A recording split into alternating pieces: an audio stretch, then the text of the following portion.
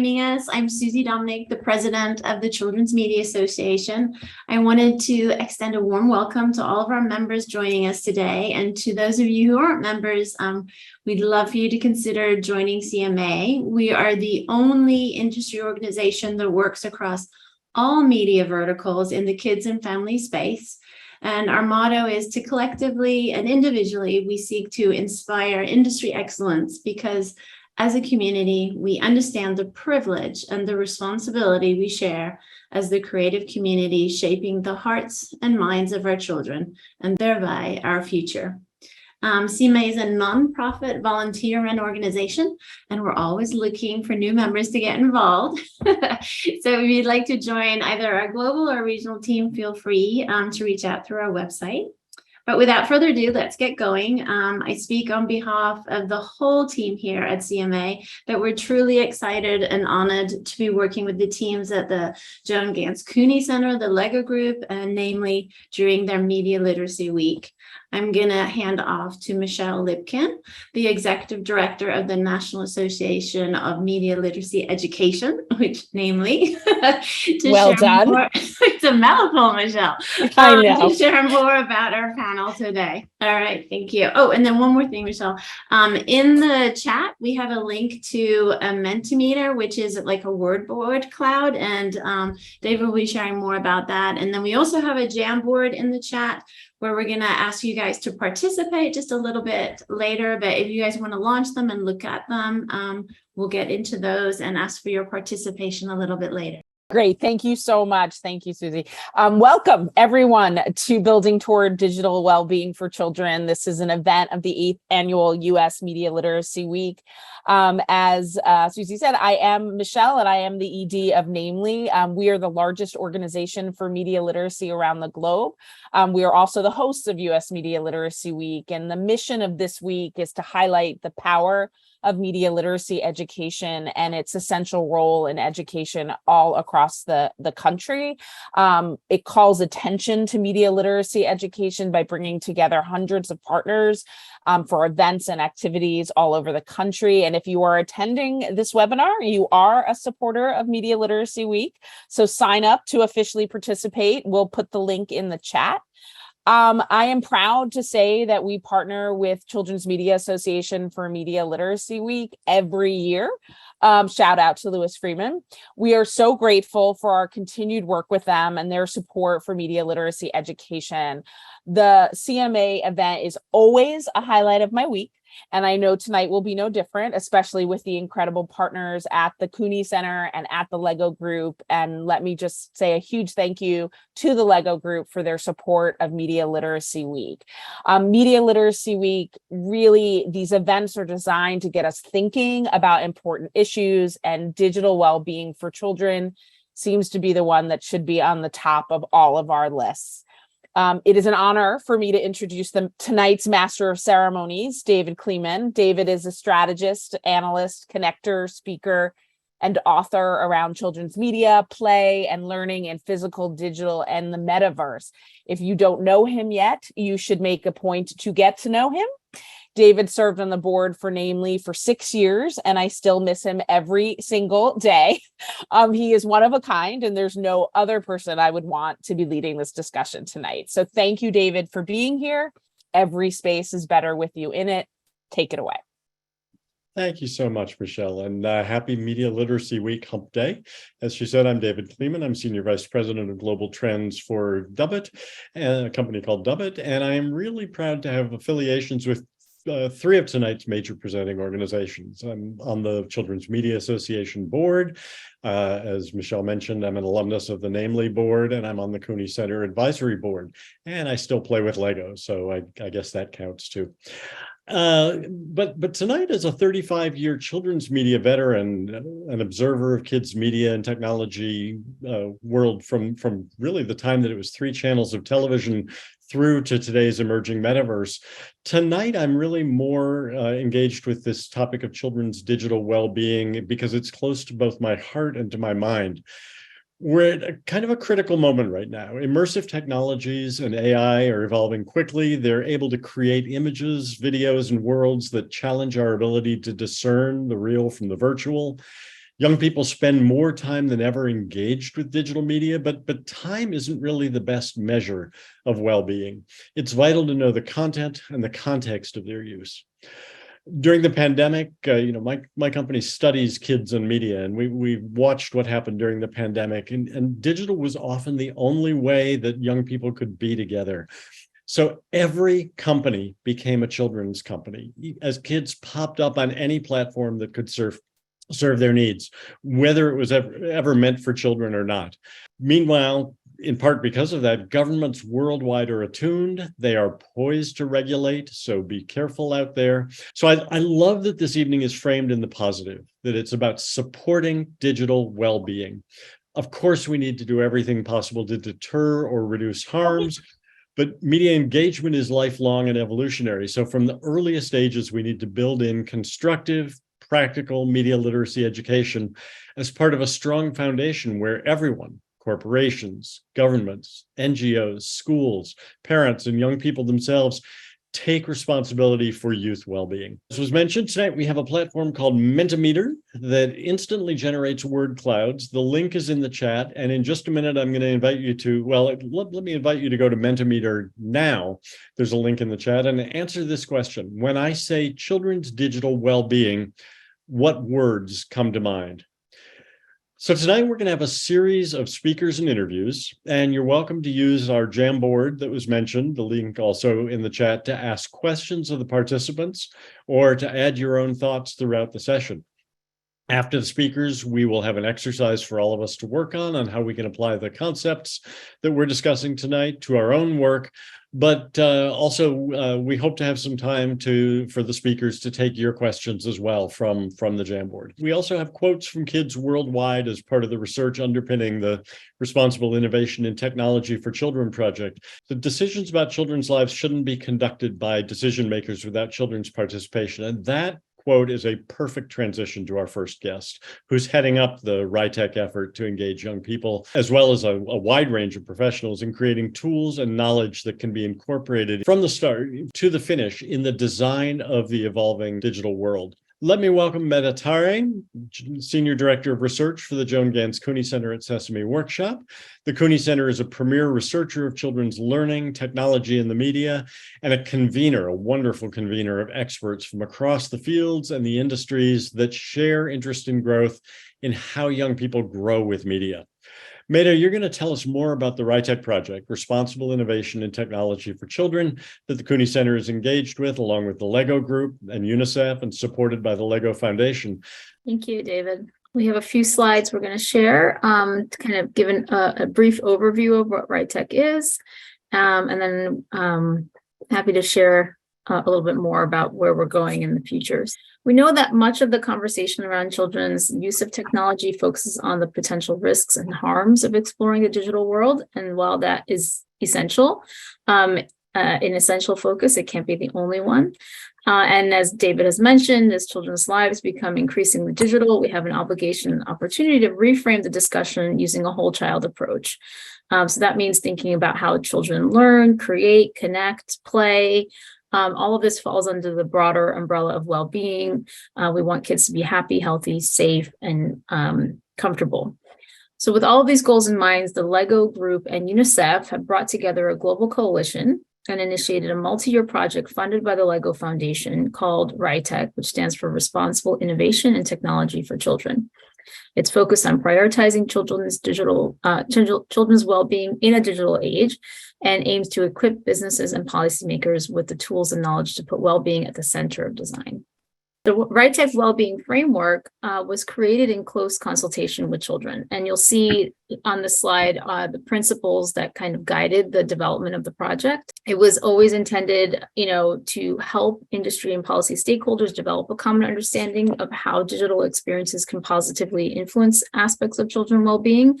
But they started with a research framework. This was UNICEF and the Young and Resilient Research Center at Western Sydney University. They started with a research plan that was multi-method and international, with participants from 13 countries represented in their qualitative data and 30 countries represented in their quantitative data, with children from 7 to 18 years old represented in their samples. So they were aspiring to include all of these data-driven, child-centric, open and transparent principles throughout their process.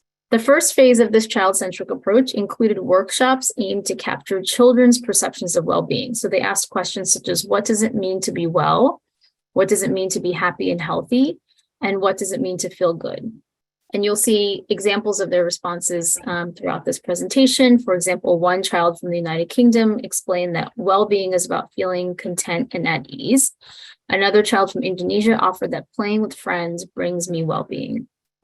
So in combination with these data, other research literature, they created this framework that you see on the screen, and it has 8 primary components: competence, emotional regulation, empowerment, social connection, creativity, safety and security, diversity, equity, inclusion, and self-actualization. So these are all components of well-being in digital spaces. And there are 4 sets of activities or phases that are included in this RITEC project. Again, it was multi-year. And the first phase was defining well-being. So that involved this creation of this framework led by UNICEF and Western Sydney University. Phase 2 is testing the framework. So this has been in progress now.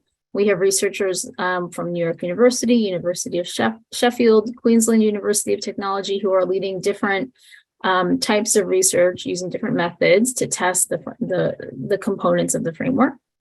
Phase 3 includes integrating the results of the framework into commercial settings, and this is being led by Lego Group. So kind of seeing how you can test run this work. And then phase 4 is an international advocacy effort to promote the adoption of well-being for child-facing businesses in their digital products. That's great. Thank you very much. Yeah. You mentioned the collaboration is one of the keystones for the project principles, and you talked about who you are partnering with in some of the research efforts now. Are there ways for the people who are watching this webinar tonight to get involved? Are there ways for them to collaborate as well? Yeah, thank you for asking. So obviously there's a lot of work that's still happening. So there are a lot of opportunities to get involved. The first, of course, is being here, learning about the work.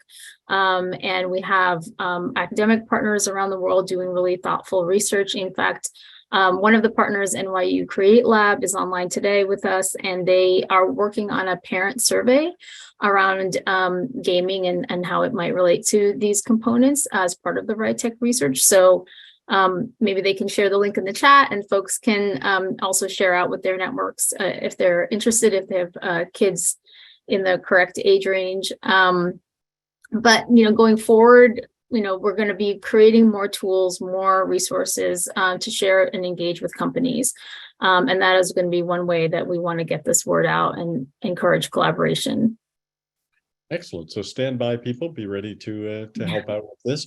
RITEC is designed to be international in scope, and some of the things that I think are challenging to the world right now about the emerging technologies and how we're going to how they're going to develop and how we're going to define well-being is there's still a huge digital divide out there in access to technology. Lego as a company, as a foundation, is wonderful at dealing with that. How is RITEC managing this idea that technology means something different all around the world?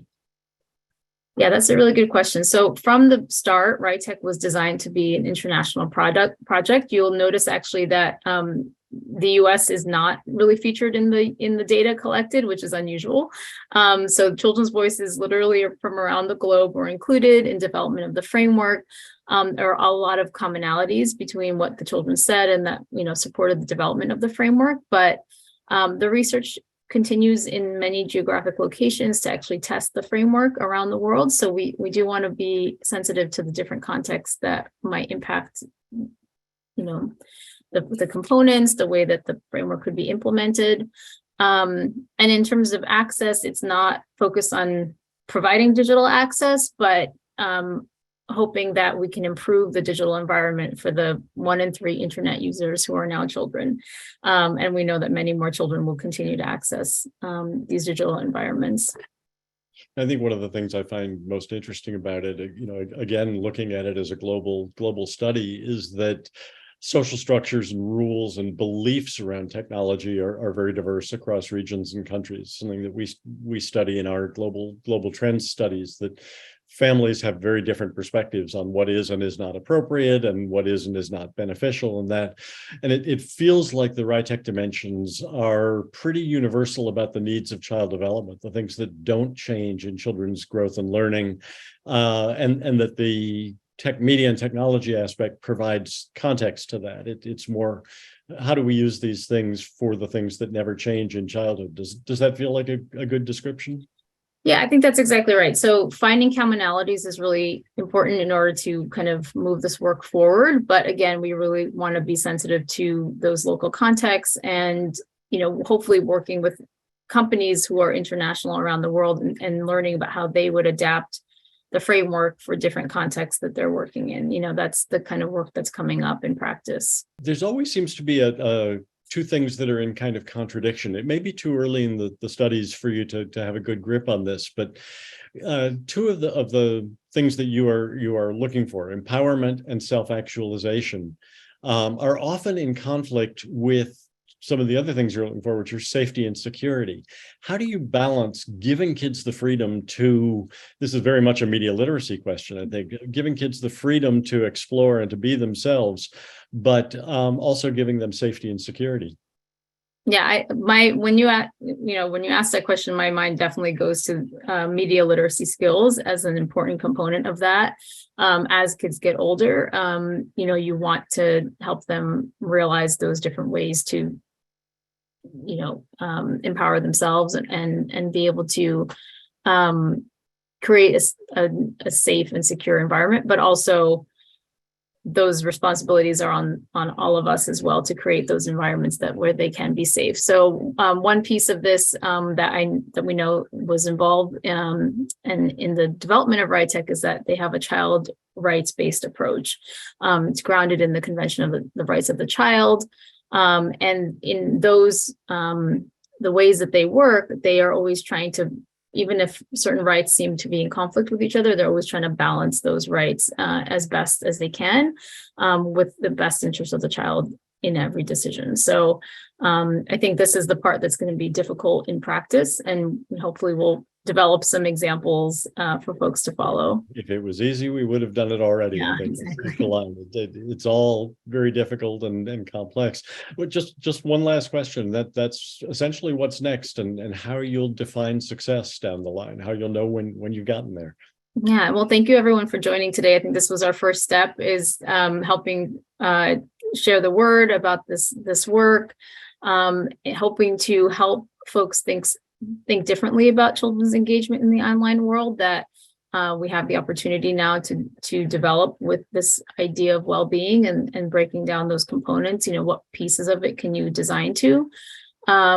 Once we have that additional research that's happening now, we can move from the why to the how phase. What are the features or elements of digital spaces that encourage well-being, and have, again, more specific examples for folks. And then ultimately it's successful if companies are prioritizing designing for well-being, and if governments are incentivizing designing for well-being, all of that, those examples of uptake. I love that last example, governments designing for well-being as opposed to just taking the negative approach of what we want to block. Instead, it's what we want to promote. Thank you so much, Meta. If we can, let's take a look at some more children's quotes. That's a quote from Tunisia. Today, the digital and the physical worlds are closer than ever. So we have to think about how we promote well-being through digital media, active platforms like VR and AR, supporting information seeking about health, reminders to live in balance, and so on. So there's no longer, kids don't look at the world as digital play and physical play. They look at play. They don't look at their digital lives and their physical lives. It's all integrated. As I often talk about in talks that I give, everything competes with everything. The next one was from South Africa. It's well-being is loving yourself, confidence, being yourself, and being proud. This one to me is such an important element of research and design. The emerging metaverse is all about self-expression and representation. And we know that under different conditions, social platforms can either be supportive or they can be detrimental to self-confidence and self-image. From Indonesia, playing with friends brings me well-being. Down on the corner went up on the server during COVID is the way I've been talking about it. But it already had been a strong trend in digital worlds towards social. Look at Fortnite, Minecraft, Roblox, TikTok. If any of you have played with the new Be Real, all of these are designed to have a really strong component of socializing and communicating. And this is what young people want from digital media right now. They don't want it to be standalone. They want it to be connecting for them. And then the last quote was from Uruguay. Well-being is to feel satisfied with the different aspects of life. Such an interesting comment to me, because especially as debates on the role of media and technology in young people's lives sort of bloom, we need to explore why the why of the uses and choices, not just the what they choose and what they do, but the why. What motivations and what gratifications are young people seeking from the media that they choose? Obviously, looking at those quotes, digital well-being is a Rubik's Cube of considerations. The age of the child, the particular devices and platforms and their affordances, the child's circumstances, the culture, and a lot more. For me, you know what? It's always a good day when I get to have a conversation with Amanda Latasha Armstrong. And so let's make this a good night, because it's great to talk to her, especially around this question of digital well-being.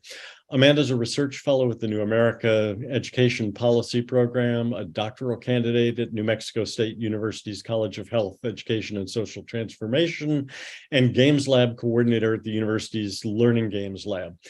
Just a little busy.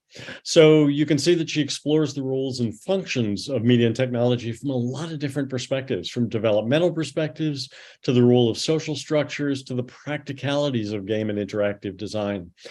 Welcome, Amanda. Always good to talk to you. And let me start by asking, how do you define digital well-being? I think a lot about what's been said in the past comments and also in the quotes, where I really think about, well-being. So first I started with thinking about the word well-being and kind of where do I center even like my kind of lens in that.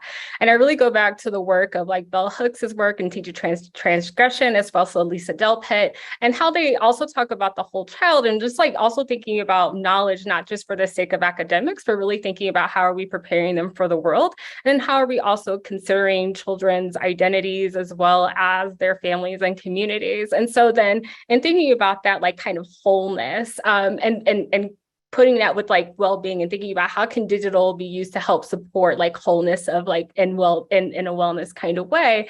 I think about, yes, we think about the creativity part of it. We think about also thinking about how we can help children and youth be also critical of the media itself. And also, how do we help them have a sense of grounding of self? Like, how do we help them to emotionally regulate as they're using these digital tools, as well as how do we consider ways in which we can help them have a balance between using the digital tools and interacting with them, and also taking a break. So I think it's really about helping them navigate that self, and how do we help navigate with that perspective of wholeness and supporting the like whole, like of the wellness of the whole. You use the term so often, wholeness and of the whole, and talk about authors who started writing about this before we were really thinking about the digital world. At this point, can we even separate young people's digital and non-digital lives, or is digital just part of being a whole person at this point? I think that was so much articulated in their comments, which is like the seamlessness of that.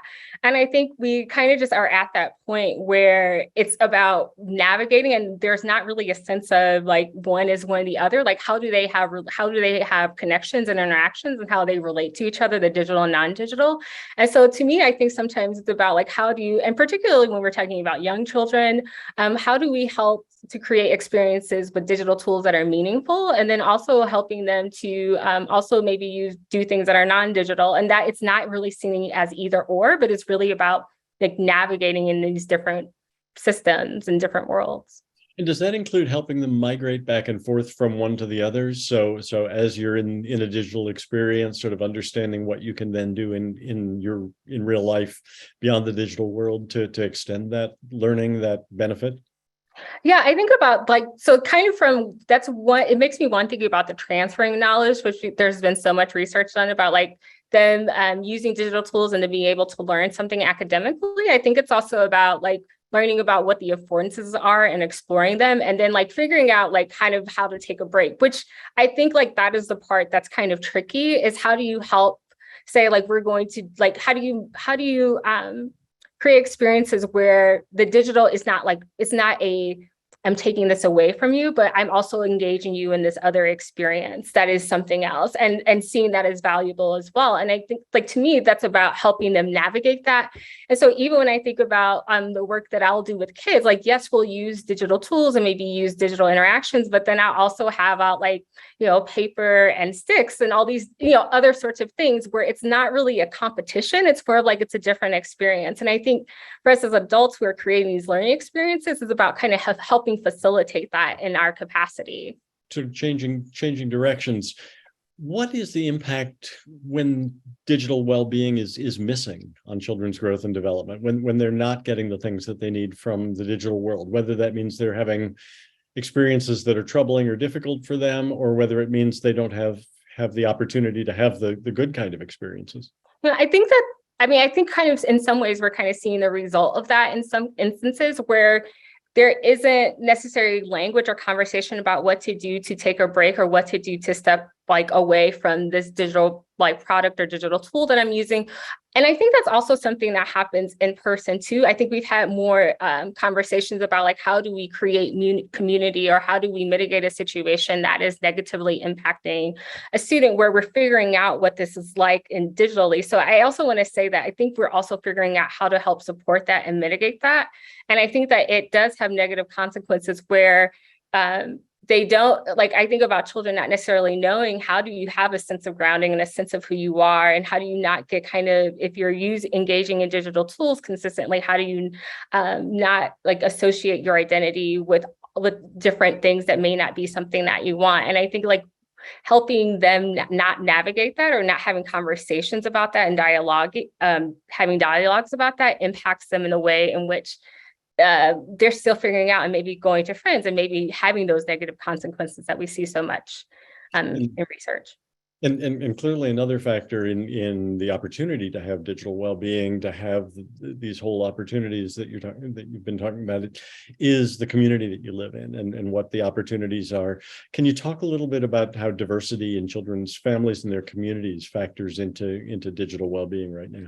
I mean, I think about diversity from kind of like two different lenses. I mean, there are multiple lenses, but for the sake of this conversation, so I think about one about representation and how not seeing oneself. There's so much research that says and indicates like how limited portrayals are problematic, how the lack of not only problematic for the people itself that it's supposed to represent, but also for those who have the opportunity to learn about different people who get, you know, who maybe reinforce stereotypes or may not even think that certain people engage in different activities. So there's that standpoint from like that negative impact of self and the negative impact of people understanding of others, which can impact the way in which you know, children and families engage in different contexts, maybe feel like they're, you know, a part of different communities. And then I think there's also the diversity in terms of like being able to find information online. So I think about even, so part of my research that I did, I was trying to find publications that center the perspectives of like BIPOC communities as well as gender marginalized communities online, to find like what are their, like, let me find these online publications and then find their recommendations for apps. And that became problematic for me because the way in which systems are made, it was hard for me to find sources that had their perspectives. And so I had to figure out a way to navigate that and find these different publications. But thinking about diversity from that standpoint, like whose information or whose knowledge or whose perspectives are easy to find in different locations. And then if you can't find that information or people who maybe resonate with your perspective, how frustrating that can be and how much time consuming that can be, and how that impacts one's digital experience. And so there's also thinking about diversity from that way as well. It's really interesting. I hadn't thought about it this way before, but listening to you talk, for a long time we've talked about the children's television world as if you can see it, you can be it. The idea of visual representation. But as we get into digital worlds where so much of it is about being a creator, not just a consumer, about having the tools to tell your own stories, to really to build your vision, we may need a new phrase, something like maybe if you can be it, you can be it, or if you can do it, you can be it, because it's not just about seeing it anymore. As you say, it's about being able to create and find the information. You're part of a learning games lab. So designing games that are specifically intended to teach. I know we don't separate education and entertainment. The great line about anyone who doesn't know the first thing about either one, but there is something to be said about intention, whether something is made with the purpose of teaching or whether something was made with a different purpose. Does an intention make a difference in how you build in well-being compared to building a game for the kind of lean back casual experience? I would say yes. I always think about, I work, David, I worked with Chip Donahue for so many years, and intentionality was very much a part of all of our conversations, and what he really, instilled in me, and which I realized carries over into the work in the games lab, and the team has, and part of why I even came there is because they are intentional about integrating educational research, working with content experts, working with the audience to design products. And so I think that when we're not intentional about like well-being or thinking about these issues of whether it's representation or diversity or thinking about children's perspectives or families' perspectives, yes, you can create products like that because those have been created in the world to a certain extent. But I think we help support that. We help maybe even unintentionally doing some sort of harm. And so I think we have to kind of think about all these different facets, which, and thinking about, one, how do we define well-being first, like even as a group, when creating a product, as was iterated before, and then like figuring out how do we then check for that in the process of that. So how do we check for representation? How do we check to make sure that families can use this, that this is accessible? And so so there's the intentionality of the content, and then there's the intentionality of thinking about the whole child and who the audience is and how we're designing for that. That's great. Thank you so much for joining us tonight. Great conversation as always, and I look forward to more. Can we put up the next children's quote, please? So here, the designer should take care about children's feelings in different circumstances for kids. This quote from Iraq, I think, as well, as a perfect transition to our next guest. There's no company in the world that's been so attuned over time to positive, child-centered engagement than Lego. Even the name comes from the Danish leg godt, or play well. The company and its foundation are equally devoted to understanding the value of play across cultures, to assessing the needs of young people across circumstances, to exploring the ways in which children's play changes in context across time, and to embedding quality, ethics, well-being, and even, I love the term joy, across its design and its marketing as well. Let me introduce Daisy Soderberg-Rivkin, who's the responsible gaming manager for the Lego Group. And she is focused on child safety and well-being in Lego licensed and self-published games. So welcome, Daisy, and let's start from the ground up. I've hinted at it already by talking about Lego's history, but why is Lego Group so interested in responsible digital engagement with children? Thank you for having me. I think that, Lego has just celebrated their 90-year anniversary, which is pretty incredible. We've been around for quite some time, and we've seen so many different pieces of innovation through history come through. And I think that as the world became a lot more digital, the company understood that this was a medium that was going to be a primary pastime and tool for the younger generation and not just for adults. And with that being said, we wanted to mirror the safety, the well-being, the brand reputation that we had. We wanted to kind of translate that into the digital world as best as we could. And we do that through a very substantial, what we call responsible digital engagement strategy. And that includes putting kind of safety and well-being at the core of everything we do in the digital world, and especially our production process. We have all of these, these safety policy teams. We have our public policy teams, our government affairs teams. But of course, it's not just about how we are theoretically talking about these things. It's about how we put it into action. So with that being said, it's just about how we are putting it into all of our digital experiences, whether they be video games, apps, digital campaigns, you name it. Was the digital strategy for well-being sort of evolved from the physical, the strategy for physical products? And are there similarities between how you build well-being into Lego physical products and Lego digital? Yeah, I mean, at the core of it, it all starts with the why, right? For the Lego group. And for us, the why is that we want to take this idea of learning through play is what we base everything on, right? How are we developing kids who are constant learners and they are strong? We want to teach them to be resilient and that they're constantly learning and exploring and becoming better citizens to the world. And with that being said, we take that why when we're creating our physical products, and we take that why when we're creating our digital products as well. So putting the kids at the center of everything, and looking at how they're evolving, how trends are evolving, how what we're looking into in terms of research, and those kinds of things. We use that as a means to shape our design process. So I want to go kind of from the macro to the micro here. RITEC, I think, is a very good example of how you are looking very broadly at children's well-being across the digital space. But what other kinds of research go into Lego's consideration of well-being across the board? So sort of from that point of establishing your core principles all the way through to a finished product. What are the kinds of research you put to use? Yeah, I think that we use such a variety of research. And I think that the reason that we use such a variety of research is because we don't pretend to know everything, right? And I don't think that any company does, which is why it's always important to consult and look at different pieces of information. And I think that takes the shape of, academic research like we do through RITEC, through a lot of surveys that we send out to parents and to kids as well.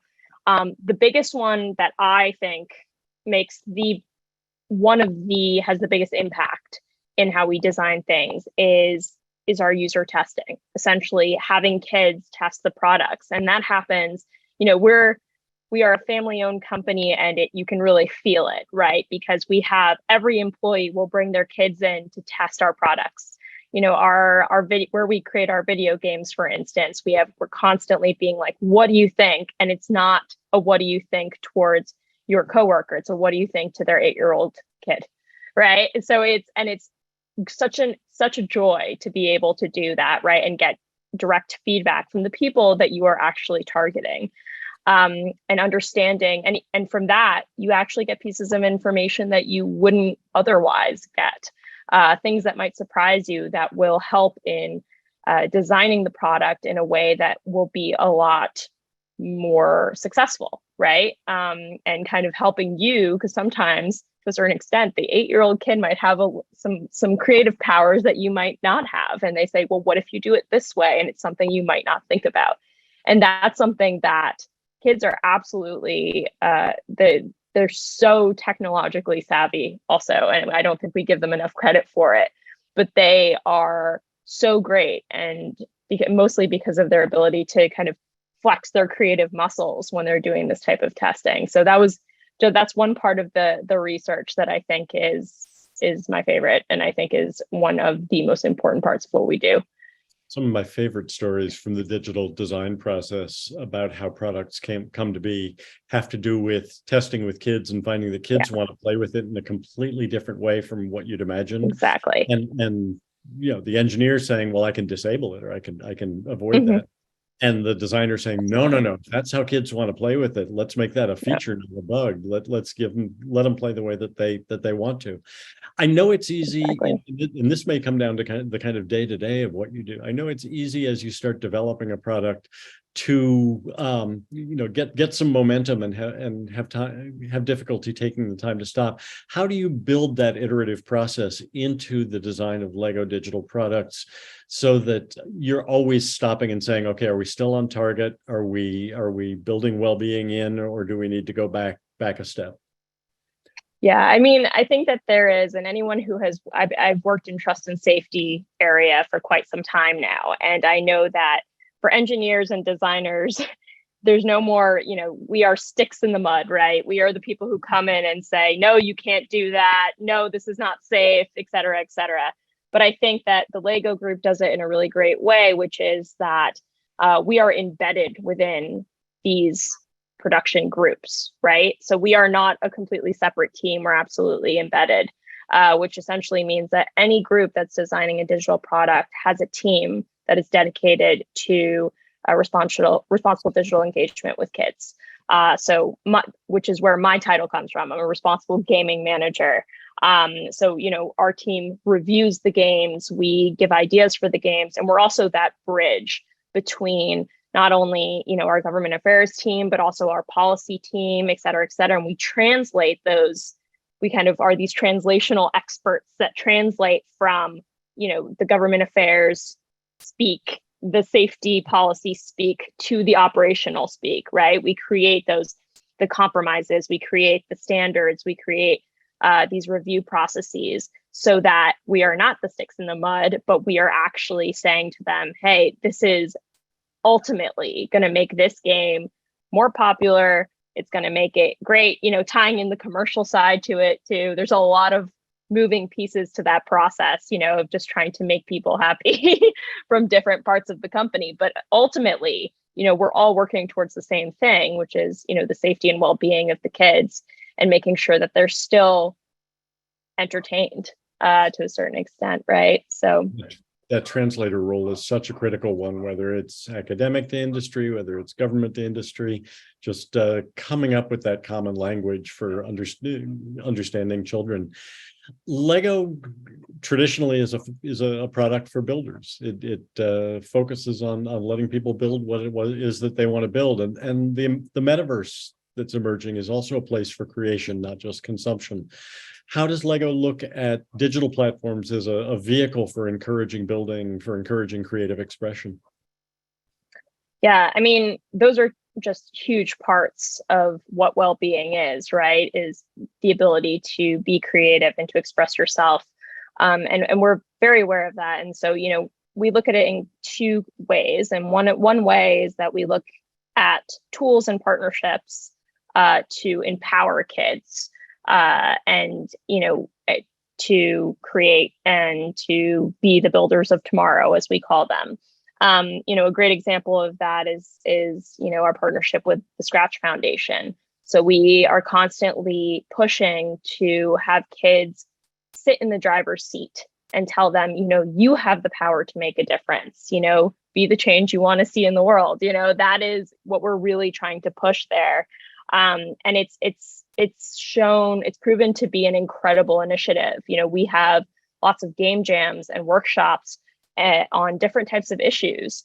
And no matter what the issue is, kids come out of that experience where they're able to create their own digital experience and create their own little worlds. And at the end of the day, they have a way much better understanding of the issue in question, whether it be climate change or cyberbullying or what is your digital footprint, things like that, that all kind of come back to this idea of well-being. And it also gives us ideas as practitioners, as people creating the products of, what they're looking for and what would look good to them. And it gives us a lot of hope for, the kind of products that we are developing and that, kids will actually respond to them, because a lot of them are inspired by them, right? And by what they want, and they are our inspiration. They are our role models.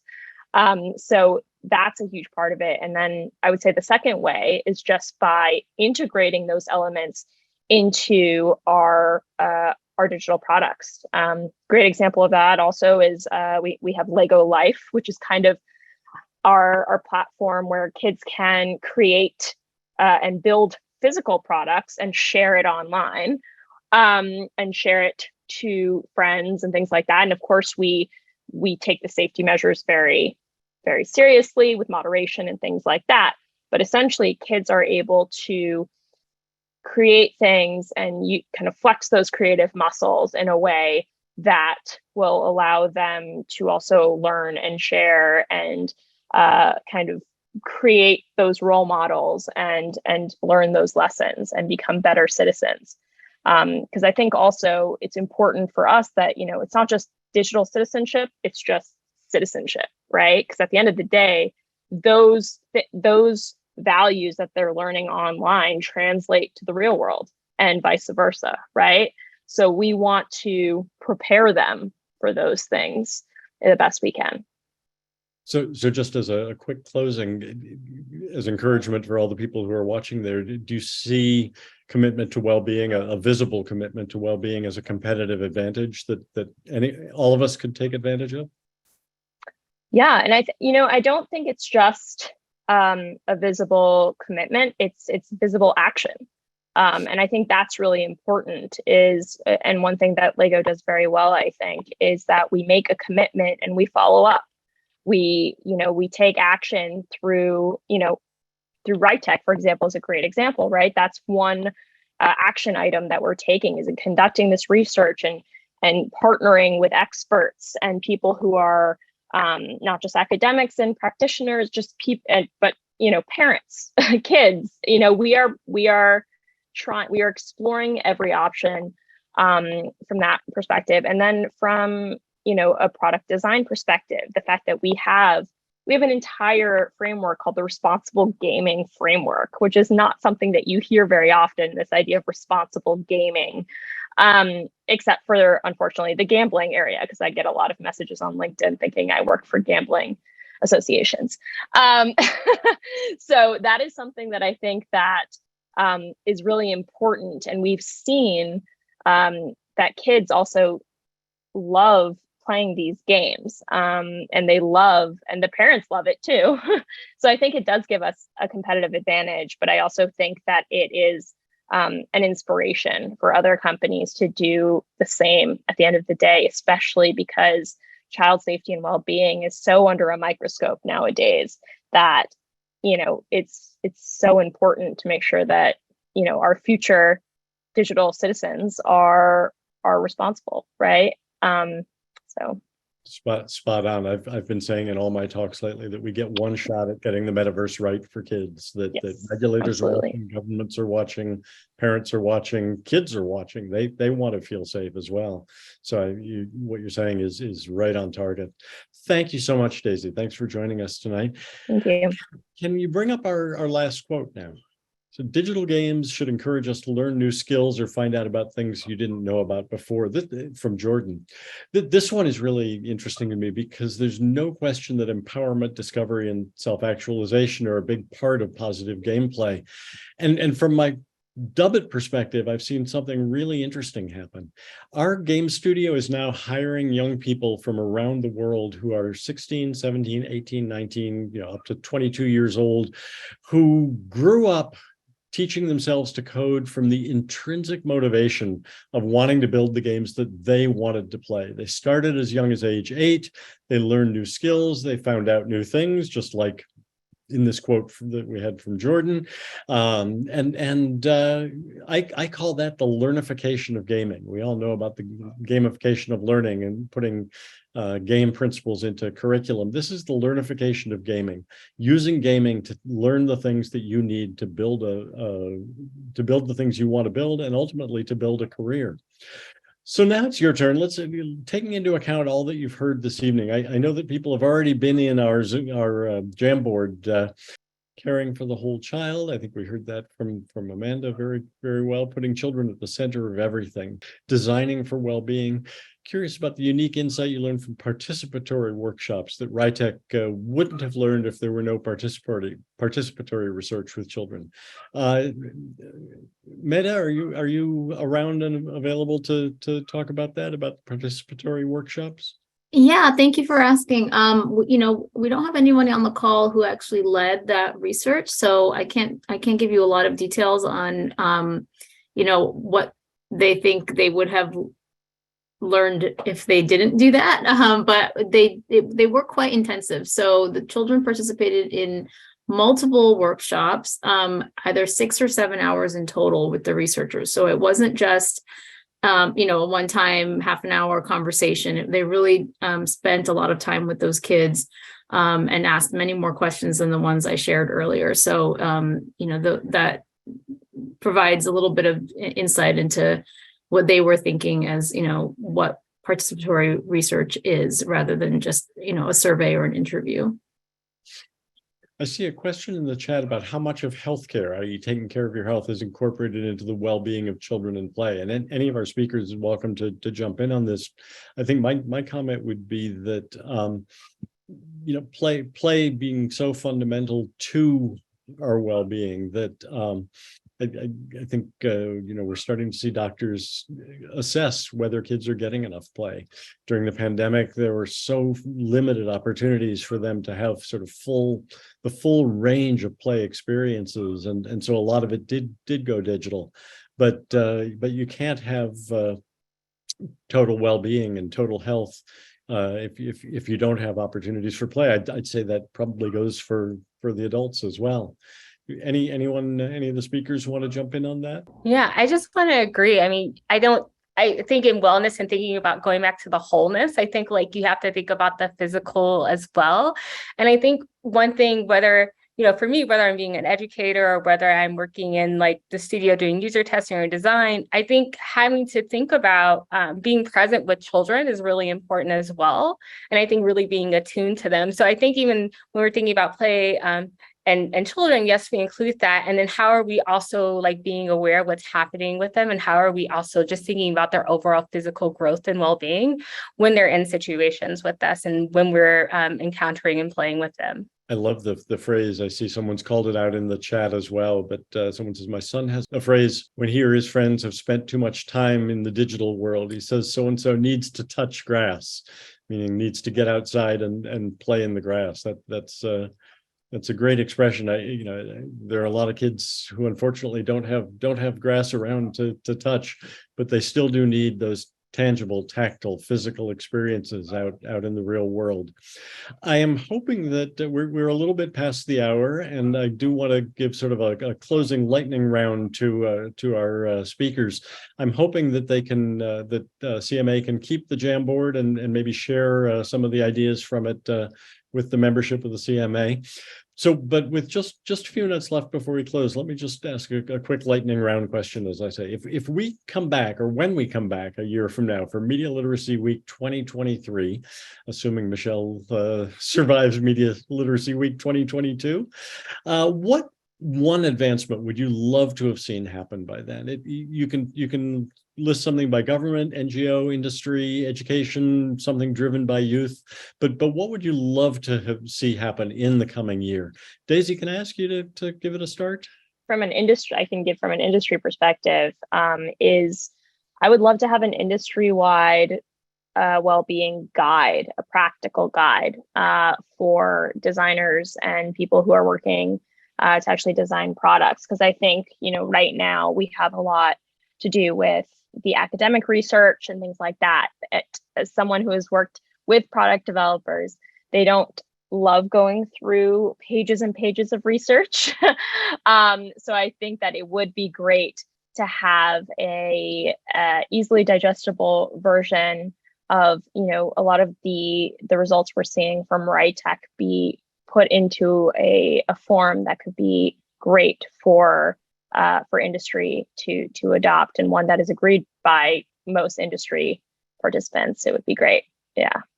We have some great organizations out there now that really, the kind of organization that didn't exist when I got into this business a long time ago, that as was talked about before, that translate so wonderfully the what we know about how kids grow and learn and about wellness, translate it and convene the industry and share that information with them. Amanda, what would you love to see happen? I think the same as Daisy pointed out. I think also having something for emerging technologies that can be used to like examine wholeness that could be used to help support educators and families. And I think also, I know I just said two things. Something about like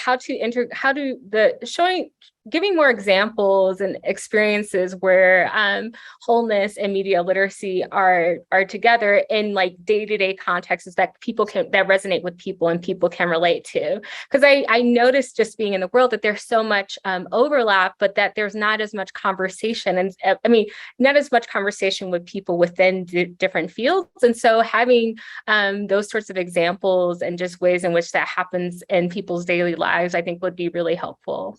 We all learn through stories, so having the stories of case studies would indeed be really helpful. And Meta. Yeah, I'll plus one both Daisy and Amanda, and I'll just say to continue to have children involved in the process. So bringing, youth advisory boards. We had a really successful one at the Cooney Center this past summer for a project, or different methods where kids are co-designing with developers, and they'll tell you what they need. So. Perfect ending. Thanks, Meta, Amanda, and Daisy for your contributions tonight. It's been a real pleasure for me to moderate. And with that, I am going to thank you all for coming tonight and turn it over to Michelle, I believe. I love thinking about Media Literacy Week 2023. I think it's good. We have to start thinking about it now. Thank you so much, David. That was a fascinating conversation, and you are such a good moderator. I learned so much every time I see you navigate conversations. Thank you to the speakers.